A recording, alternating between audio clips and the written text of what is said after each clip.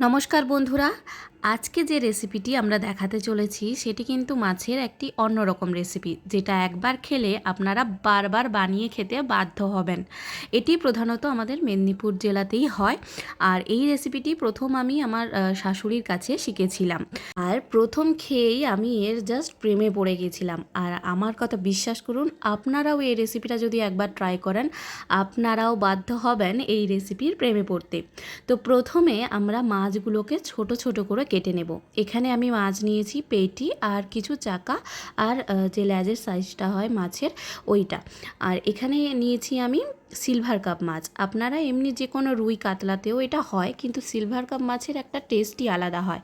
তো প্রথমে আমরা ওই পেটি চাকা আর লেজার দিকটা এইভাবে ছোট ছোট করে কুচি করে কেটে নেব। যেহেতু এটা বাটিতে বসাবো আর এটা কিন্তু কাঁচা মাছেরই রান্না করব, মাছটাকে কিন্তু একদমই আমরা ভাজবো না, কাঁচা মাছ মাখিয়েই কিন্তু রান্না হবে। এটা এক ধরনের বাটি বসার টকও বলতে পারেন, আপনারা আপনাদের মতো নাম দিয়ে দেবেন। তো দেখুন, মাছ কাটা আমাদের হয়ে গেছে। মাছটা আমি ভালো করে ধুয়ে নিয়েছি। এবারে মাছের মধ্যে দিয়ে দেব 1 থেকে 2 টেবিল স্পুন মতো সর্ষে বাটা। তারপরেই দেব কাঁচা পাকা লঙ্কা 3 থেকে 4টে, আপনারা যেভাবে ঝাল খান সেভাবে। এভাবে লঙ্কাগুলোকে মাঝখান থেকে ফাটিয়ে দেবেন বা চিড়ে দেবেন। তারপরেই দিয়ে দেব টক অনুযায়ী আমশি। এটা হচ্ছে আমশোটা, যেটা আমরা কাঁচা আমকে শুকিয়ে রান্না করি। এটা আমরা এভাবেই কিন্তু টক রান্না করি। আপনারা একবার অবশ্যই এটা বাড়িতে বানাবেন। আপনারা আপনাদের টক অনুযায়ী আমসটা ব্যবহার করবেন। তারপরে দিয়ে দেব হলুদ আর লঙ্কার গুঁড়ো আর পরিমাণ মতো লবণ। লবণটা একটু বেশি দেবেন, যেহেতু কাঁচা মাছ, মাছের ভেতরেও লবণ ঢুকবে আর টকেও লবণ একটু লাগবে। তারপরেই দিয়ে দেবো পরিমাণ মতো সর্ষের তেল। এবারে হাতের সাহায্যে খুব ভালোভাবে মাছগুলোর মধ্যে মশলাগুলো মাখিয়ে নিতে হবে। খুব ভালোভাবে কিন্তু মাখিয়ে নিতে হবে, যাতে মাছগুলোর মধ্যে মশলাগুলো লেগে যায়। তো দেখুন, এখানে আমাদের মাছগুলোর মধ্যে মশলা লেগে গেছে এবং ভালোভাবে মাখিয়ে নিয়েছি।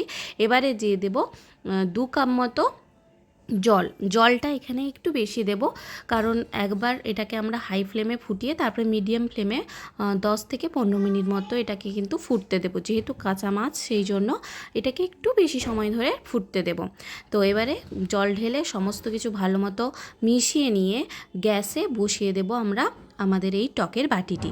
যতক্ষণ না টকটা ফুটে উঠছে ততক্ষণ ওয়েট করব। টকটা ফুটে এলেই আমরা এর গ্যাসের ফ্লেমটা মিডিয়ামে করে দেব, লো টু মিডিয়ামে করে দেব এবং 15 মিনিট টকটাকে আমরা ফুটিয়ে নেব। আর হ্যাঁ, অবশ্যই চামচের সাহায্যে মাঝখানে মাঝখানে একবার চালিয়ে নেব, তাহলে কিন্তু নিচে লেগে যাবে না। টকটা যখন মাখো মাখো হয়ে আসবে তখন উপর থেকে কাঁচা সর্ষের তেল ছড়িয়ে ঢাকা লাগিয়ে রেখে দিন 5 মিনিট। তারপরেই গরম গরম ভাতের সাথে এই টকটা সার্ভ করে খান। বিশ্বাস করুন, একবার খেলে বারবার খেতে চাইবেন। তো রেসিপিটি কেমন লাগলো অবশ্যই কমেন্টে জানাবেন, আর ভালো লাগলে লাইক, শেয়ার ও সাবস্ক্রাইব করবেন।